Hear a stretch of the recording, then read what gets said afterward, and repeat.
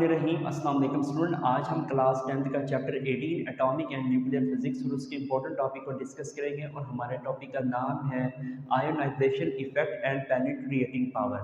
तो dear student, exam में ये टॉपिक इंपॉर्टेंट शॉर्ट क्वेश्चन और एमसीक्यूज के लिहाज से वेरी वेरी वेरी इंपॉर्टेंट है। तो सबसे पहले बच्चों आप हेडिंग डालेंगे आयोनाइजेशन इफेक्ट की। तो इसको अंडरस्टैंड करते हैं कि आयोनाइजेशन इफेक्ट एक ऐसा प्रोसेस होता है कि जिसमें जब रेडिएशन किसी मैटर के साथ इंटरेक्ट करती हैं तो वो मैटर अपने पॉजिटिव और नेगेटिव आयंस में स्प्लिट अप हो जाता है। तो इस प्रोसेस को मैं नाम दूंगा बच्चों आयोनाइजेशन इफेक्ट का। एक बार फिर सुन लें कि आयोनाइजेशन इफेक्ट एक ऐसा प्रोसेस होता है कि जब रेडिएशन मैटर में से पास करती हैं तो वो मैटर बच्चों पॉजिटिव और नेगेटिव आयंस में स्प्लिट अप हो जाएगा। तो इस प्रोसेस को या इस मामले को मैं नाम दूंगा आयोनाइजेशन इफेक्ट का। तो डेफिनेशन में मैंने ये लिख रखा, the phenomena by which radiation split up the matter into positive और negative ions is known as ionisation effect. इसका मतलब ये है कि जब रेडिएशन किसी मैटर में से पास करती हैं तो वो मैटर पॉजिटिव और नेगेटिव आयंस में बच्चों स्प्लिट अप हो जाएगा। तो इस फिनोमेना को मैं नाम दूंगा आयोनाइजेशन इफेक्ट का। अब स्टूडेंट, एक एक्सपेरिमेंट की मदद से हम ये चेक करेंगे कि रेडिएशन के कौन से टाइप्स की सबसे ज्यादा आयोनाइजेशन इफेक्ट ज्यादा होगा। दोबारा सुन लें इस लाइन को। अब हम एक एक्सपेरिमेंट की मदद से ये चेक करेंगे कि रेडिएशन के कौन सी टाइप्स की आयोनाइजेशन इफेक्ट सबसे ज्यादा होगा। स्टूडेंट, इस एक्सपेरिमेंट में हम मैटर की स्टूडेंट थर्ड टाइप्स लेंगे। वो मैटर की जो थर्ड टाइप्स होती है वो गैस होती है। आपको पता है मैटर की first types solid, second type liquid और थर्ड टाइप बच्चों गैस। तो मैंने गैस ले रखी है। अब हम बारी बारी क्या करेंगे, सबसे पहले हम अल्फा रेडिएशंस को, अल्फा पार्टिकल्स को इंटरेक्ट करवाएंगे गैस पार्टिकल्स के साथ या गैस के मॉलिक्यूल्स के साथ। तो ये चेक करेंगे कि आयोनाइजेशन इफेक्ट इसका ज़्यादा होगा या कम होगा। नेक्स्ट स्टूडेंट केस के अंदर हम ये करेंगे बीटा पार्टिकल्स को, जब मैं गैस मॉलिक्यूल्स के साथ इंटरेक्ट करवाऊंगा तो फिर क्या होगा, आयोनाइजेशन इफेक्ट ज़्यादा होगा या कम होगा। थर्ड केस के अंदर बच्चों गैमा पार्टिकल्स लेंगे और उस गैमा पार्टिकल्स को जब मैं इंटरेक्ट करवाऊंगा गैस मॉलिक्यूल्स के साथ या पार्टिकल्स के साथ, फिर हम चेक करेंगे कि आयोनाइजेशन इफेक्ट पर क्या असर पड़ेगा। तो स्टार्ट करते हैं स्टूडेंट। सबसे पहला case number 1, alpha radiations interact with gases.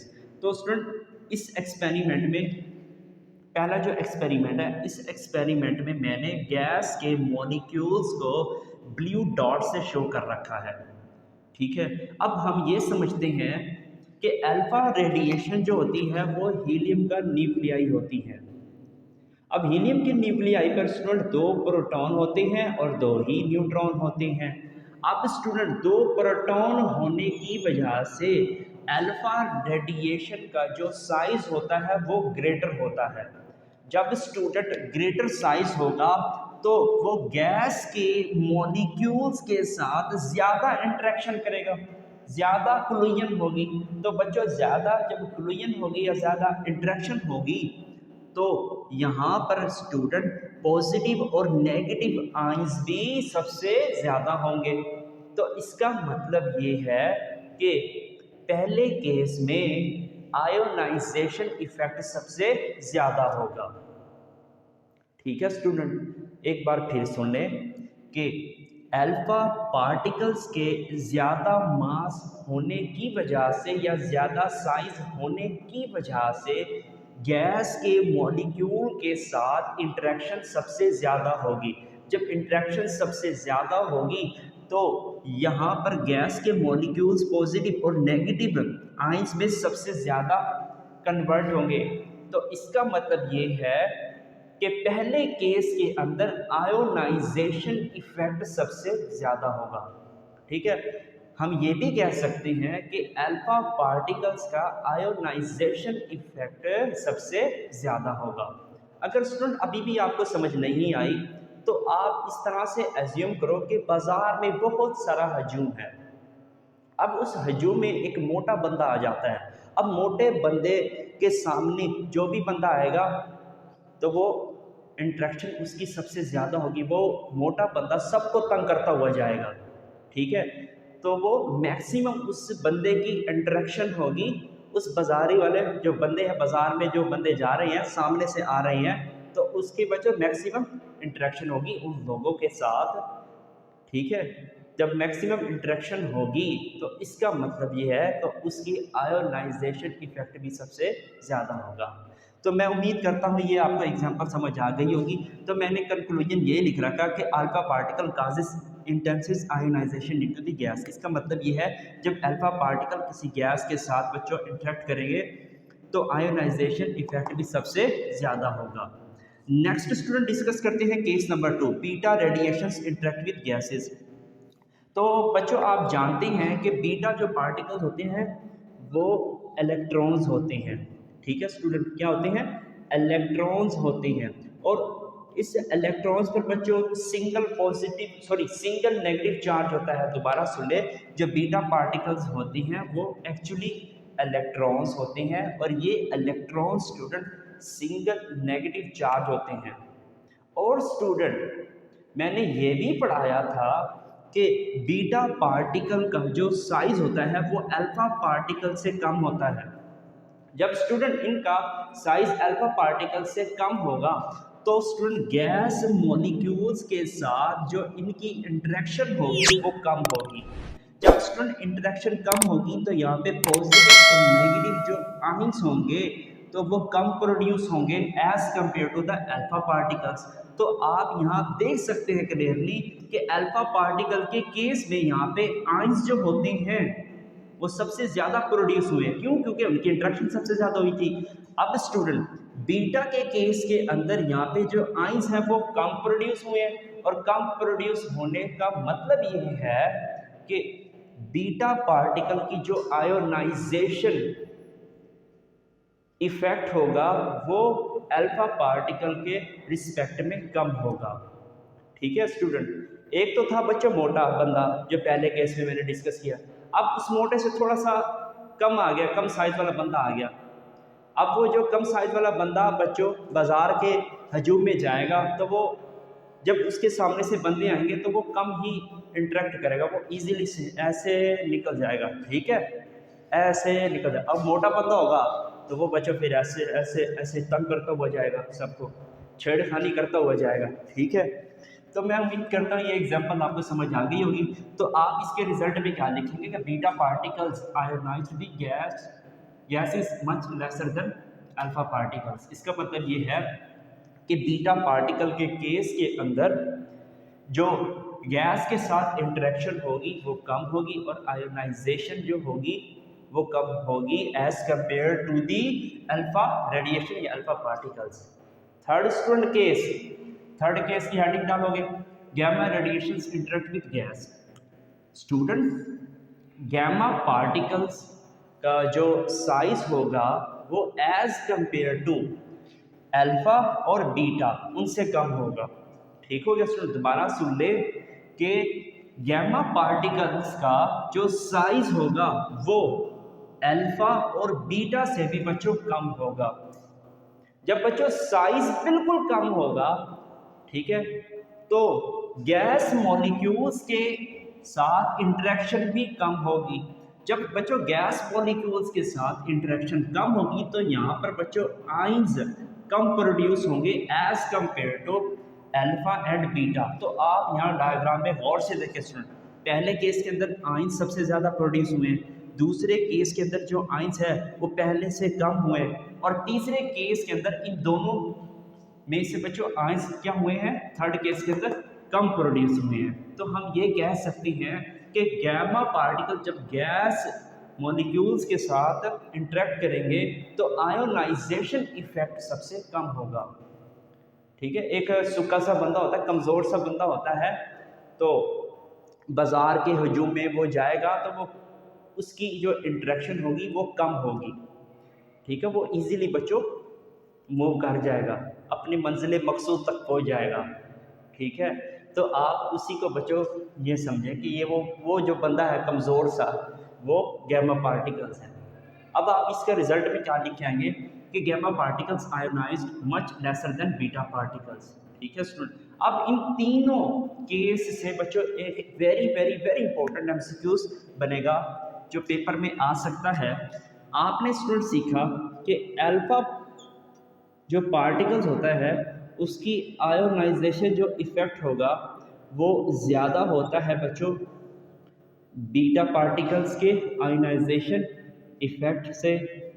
अब स्टूडेंट बीटा पार्टिकल से कम होगा गैमा पार्टिकल्स के आयोनाइजेशन इफेक्ट से।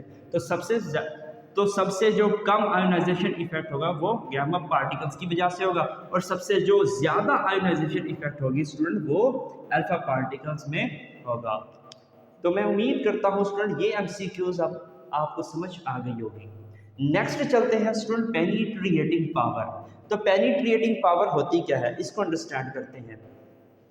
जब स्टूडेंट रेडिएशन किसी मैटर में पास करती हैं तो वो जिस शिद्दत से उस मैटर में से पास करेंगी तो इसको मैं नाम दूंगा पेनिट्रिएटिंग पावर का। दोबारा सुने, जब रेडिएशन किसी मैटर में से बच्चों पास करती हैं तो स्टूडेंट वो जिस शिद्दत से उन मैटर में से पास करेंगी तो मैं उसको नाम दूंगा पेनिट्रिएटिंग पावर का। तो मैंने ये लिख रखा है कि the strength of the radiation to penetrate a certain material is known as penetrating power. इसका मतलब है कि किसी सर्टेन मटीरियल में से जब रेडिएशन पास करेंगी तो उस रेडिएशन की स्ट्रेंथ को मैं नाम दूंगा पेनिट्रिएटिंग पावर का। स्टूडेंट अब हम एक एग्जांपल की मदद से अल्फा बीटा और गैमा पार्टिकल्स की पेनिट्रिएटिंग पावर को चेक करेंगे। तो होल एक्सपेरिमेंट कुछ हमने इस तरह से अरेंज कर रखा है। तो सबसे पहले हमने एक रेडियो एक्टिव सोर्स लेना है। अब रेडियो एक्टिव सोर्स से थोड़ा सा आगे हमने एक पेपर को प्लेस करना है, और पेपर से थोड़ा सा आगे हमने बच्चों एल्यूमिनियम को प्लेस कर रखी है, एल्यूमिनियम शीट प्लेस कर रखी है। अब इस एल्यूमिनियम शीट से थोड़ा सा आगे हमने लेड की शीट को प्लेस कर रखा है। Dear student, radioactive source के अंदर रेडियो एक्टिव मटीरियल पड़ा होगा और वो सोर्स बच्चों रेडिएशंस को इमिट करेगा। अब हम ये मान लेते हैं कि जो पहली जो लाइन है स्टूडेंट इसको हम रिप्रेजेंट करते हैं कि ये है अल्फा पार्टिकल्स। अब आप जानते हैं कि अल्फा पार्टिकल्स का जो साइज होता है वो ग्रेटर होता है। अब आप बच्चों एक और अज्यूम करेंगे कंडीशन कि रेडियो एक्टिव सोर्स से इस पेपर तक की जो डिस्टेंस होगा यहाँ पे गैस मॉलिक्यूल्स होंगे। अब बच्चों अल्फा पार्टिकल्स का साइज तो है ज़्यादा, तो ज़्यादा साइज होने की वजह से गैस मॉलिक्यूल्स के साथ उसकी इंटरेक्शन ज़्यादा होगी। जब स्टूडेंट उसकी इंटरेक्शन सबसे ज़्यादा होगी तो उसकी पावर जो है वो तो कम हो जाएगी।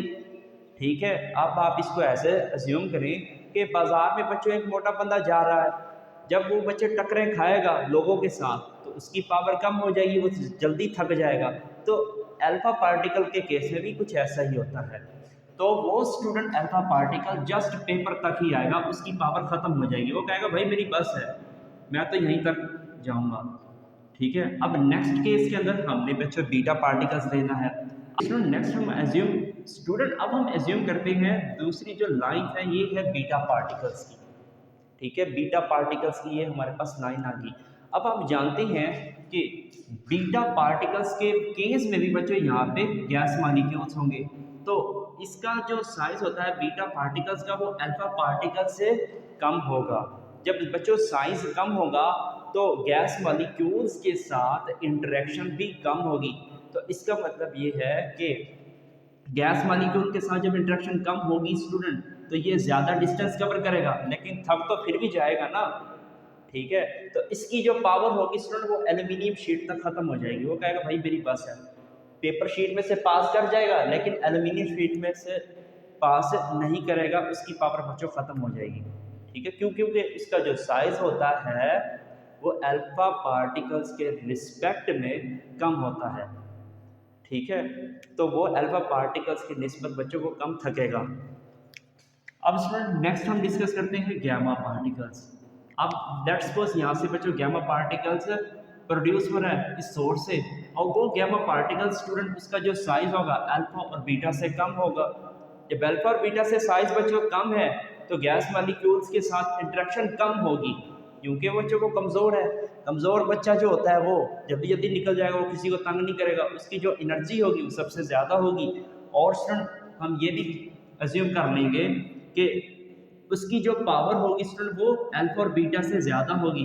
तो अल्फा और बीटा से जब बच्चों पावर ज़्यादा है तो वो पेपर में से भी पास कर जाएगा, एल्यूमिनियम शीट में से भी पास कर जाएगा, हो सकता है स्टूडेंट के वो लेड में से भी पास कर जाए।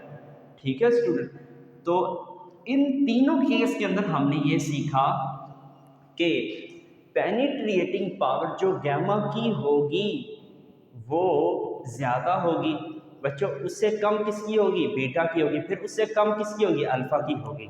तो ये भी एमसीक्यूज बन सकता है कि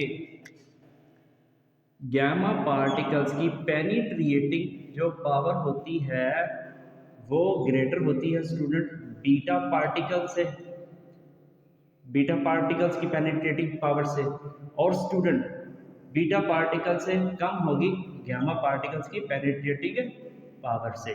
तो सबसे ज़्यादा पेनिट्रिएटिंग जो पावर होती है वो गैमा की होती है। क्यों? क्योंकि गैमा तो कमज़ोर बंदा है, वो तो निकल जाएगा।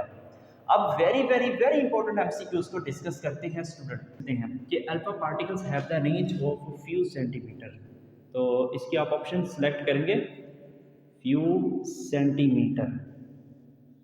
ठीक है, नेक्स्ट स्टूडेंट एमसीक्यूज जो बन सकता है, beta particles have the range of several meters. तो बुक की जो लास्ट लाइन है तो उसमें बच्चे लिखा खड़ा है कि बीटा पार्टिकल्स की रेंज हो सकती है, वो ये भी बन सकती है सेवरल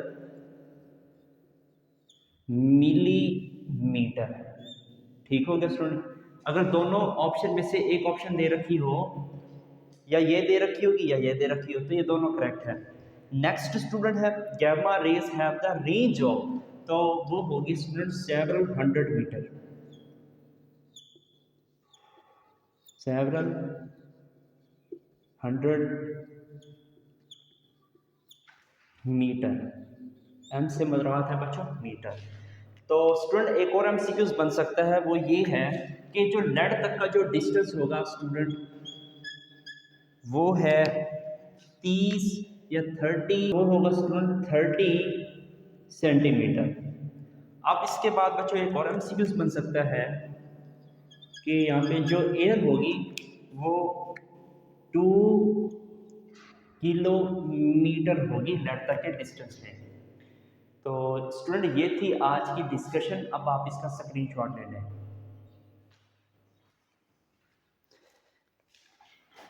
स्टूडेंट आई होप आज आपको लेक्चर समझ आ गया होगा। अगर आप मेरे चैनल पर नए आए हैं तो लाजमी सब्सक्राइब करें, दोस्तों के साथ लिंक को लाजमी शेयर करें। मिलते हैं एक और नए लेक्चर में, तब तक के लिए टिल देन अल्लाह हाफिज़।